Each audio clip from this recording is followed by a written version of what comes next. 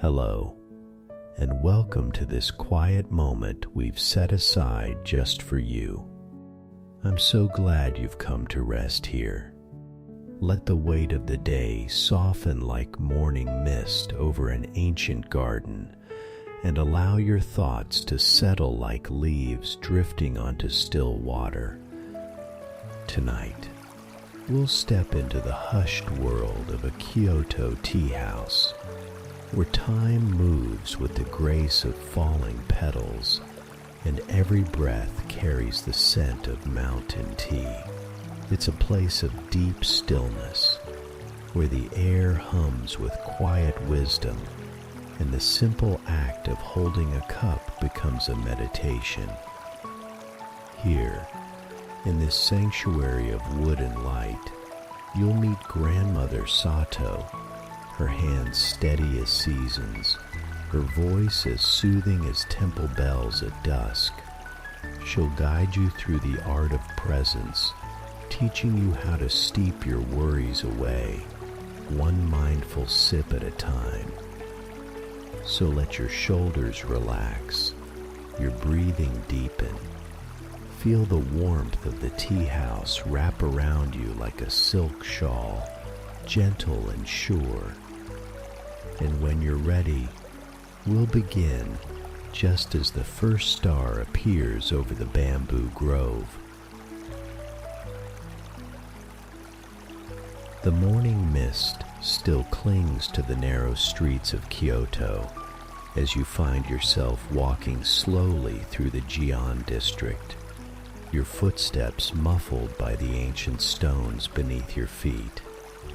The air carries the faintest whisper of incense from distant temples, mingling with the fresh scent of rain-washed bamboo and the subtle perfume of cherry blossoms that drift like memories on the gentle breeze.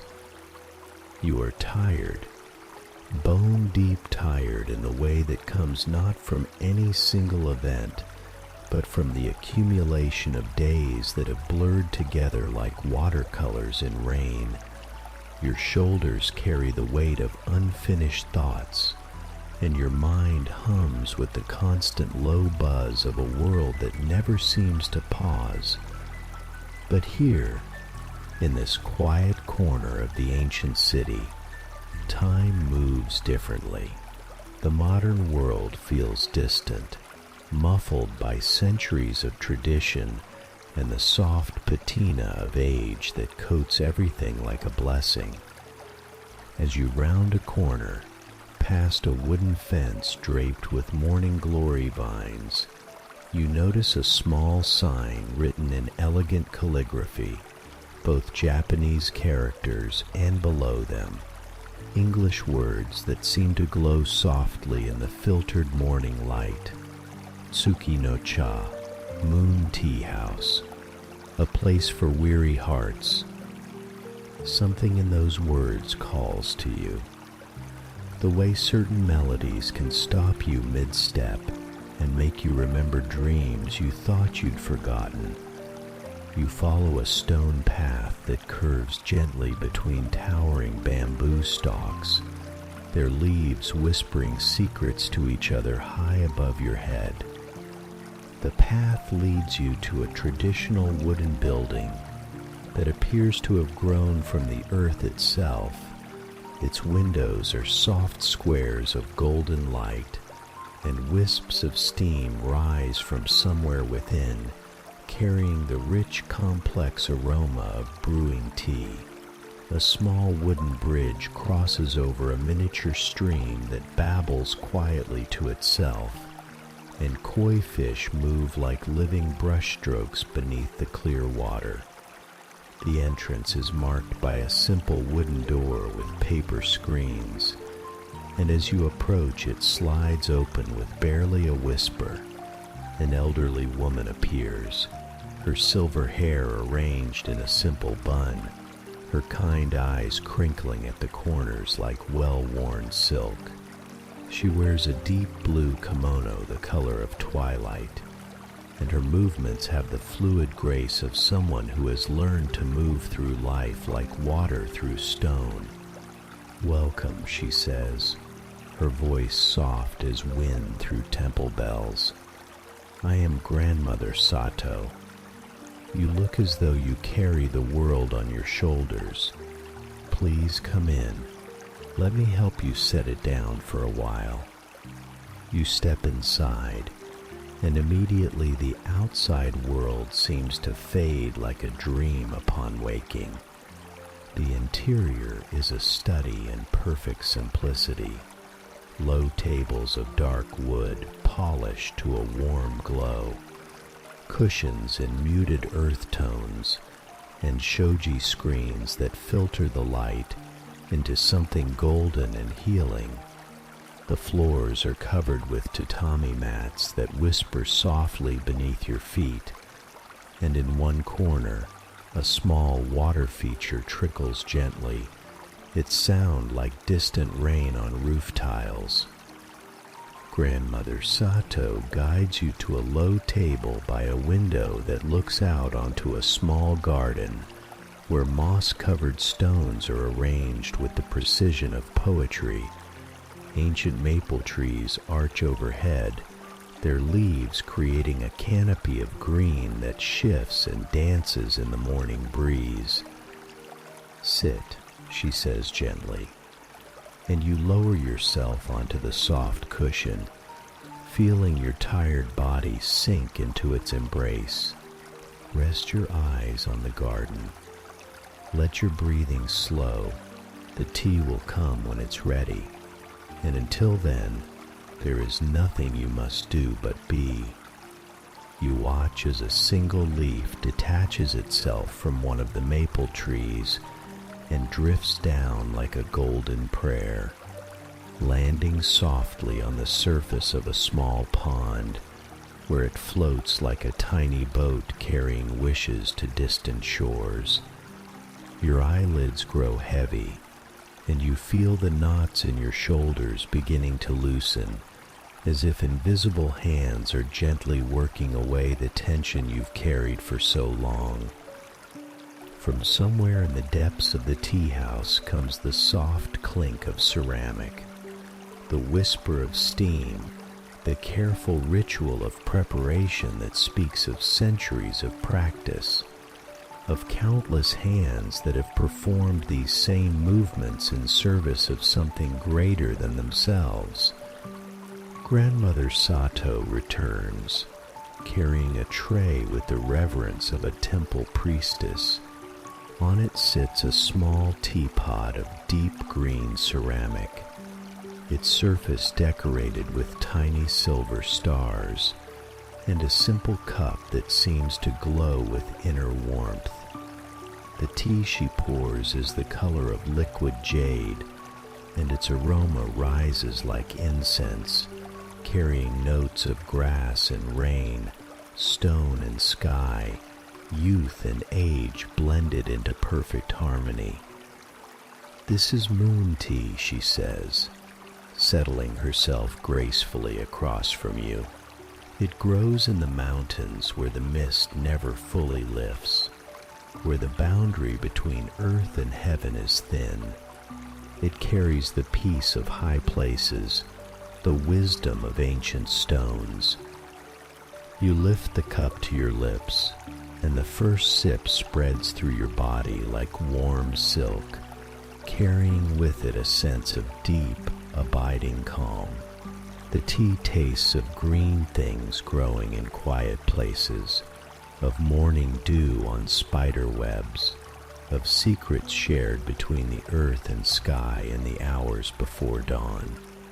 "Tell me," Grandmother Sato says, her voice so gentle it might be the sound of your own thoughts, "what brings you to walk our streets so early, carrying such heaviness in your heart?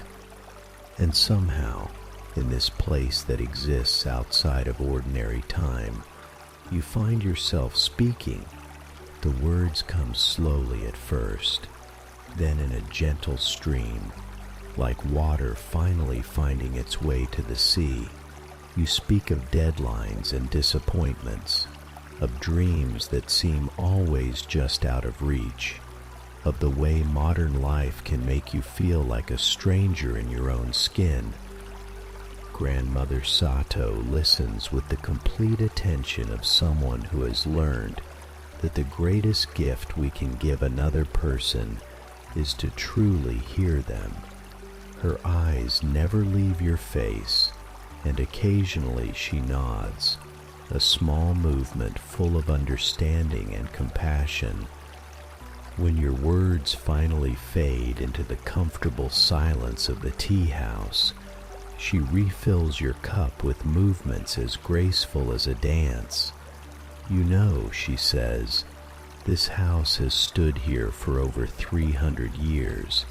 My family has tended it for 7 generations, and in all that time, do you know what we have learned?" You shake your head, cradling the warm cup between your hands. "We have learned that peace is not the absence of storms, but the presence of deep roots. The tea ceremony teaches us this, every gesture deliberate, every moment savored, every breath a prayer of gratitude for the simple fact of being alive." She rises and moves to a low shelf, returning with an ancient-looking wooden box. From it, she takes a small scroll painted with delicate brushstrokes, mountains shrouded in mist, a small temple perched on a distant peak, calligraphy that flows like water across the silk.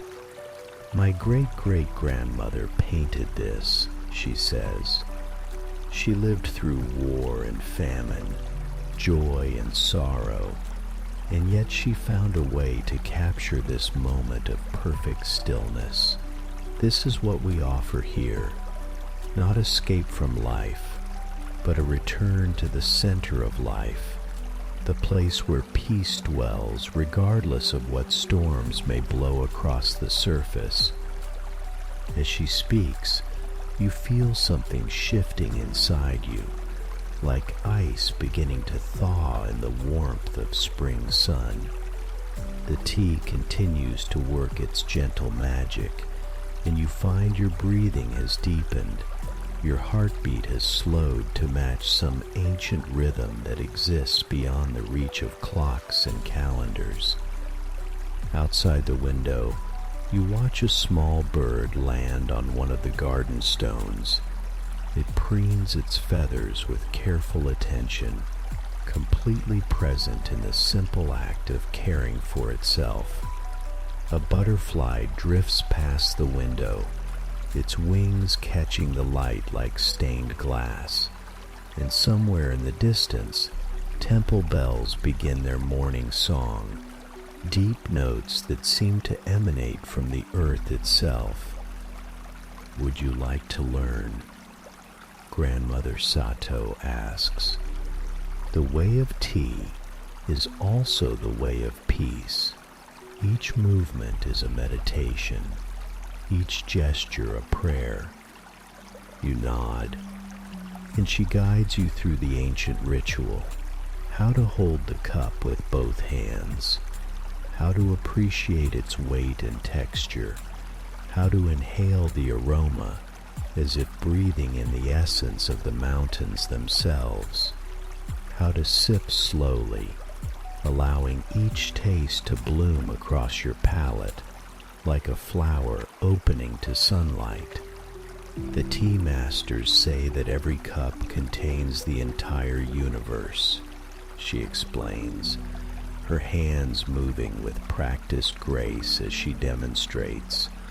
The rain that nourished the leaves, the soil that held their roots, the sun that gave them life, the hands that picked them, the fire that warmed the water, all of it present in this single moment of drinking. You practice the movements, and with each repetition, you feel yourself sinking deeper into a state of profound calm. The frantic energy that has been your constant companion begins to dissipate like morning mist touched by sunlight. Your thoughts slow their endless churning and begin to settle like sediment in still water. Time becomes elastic in the tea house.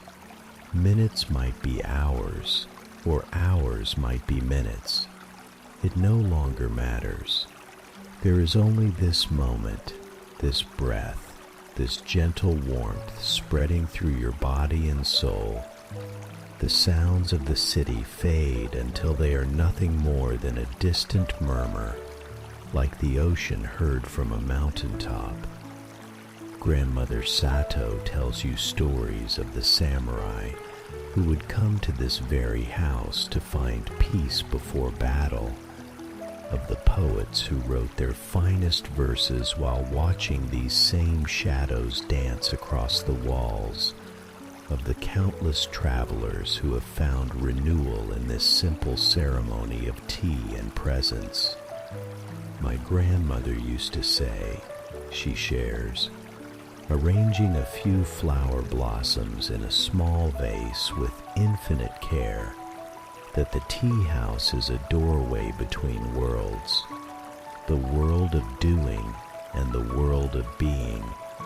Most people spend their entire lives in the world of doing, always rushing toward the next thing, the next achievement, the next deadline. But here, we practice the art of being. We remember that we are not human doings, but human beings.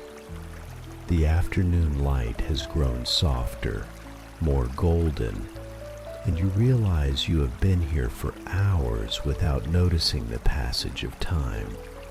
Your body feels loose and relaxed, as if you have just awakened from the most restful sleep of your life. Your mind, usually chattering with endless commentary and worry, has grown still and spacious as a mountain lake. There is one more tea I would like to share with you, Grandmother Sato says, producing another small pot, this one glazed in deep blue with silver clouds. This is evening tea, made from leaves that grow in the shadow of the old temple on Mount Inari. The monks say it carries dreams within its leaves, gentle dreams that heal the spirit and prepare the soul for rest. She prepares this final tea with even greater ceremony, each movement deliberate and filled with intention.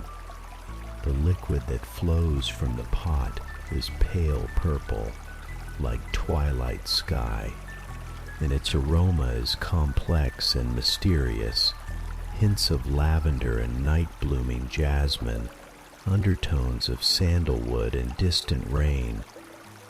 As you drink, you feel a profound drowsiness beginning to overtake you, but it is not the heavy exhaustion of a tired mind.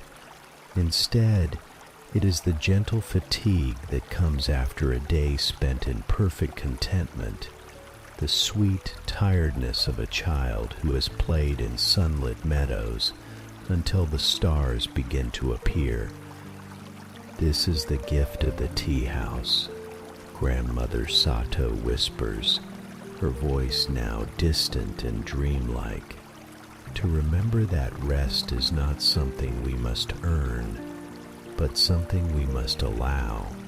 To understand that peace is not a destination we must reach, but our natural state when we stop running from ourselves. She prepares a small cushion in an alcove surrounded by soft screens, and you find yourself lying down without resistance, your body sinking into the softness like a stone settling into still water.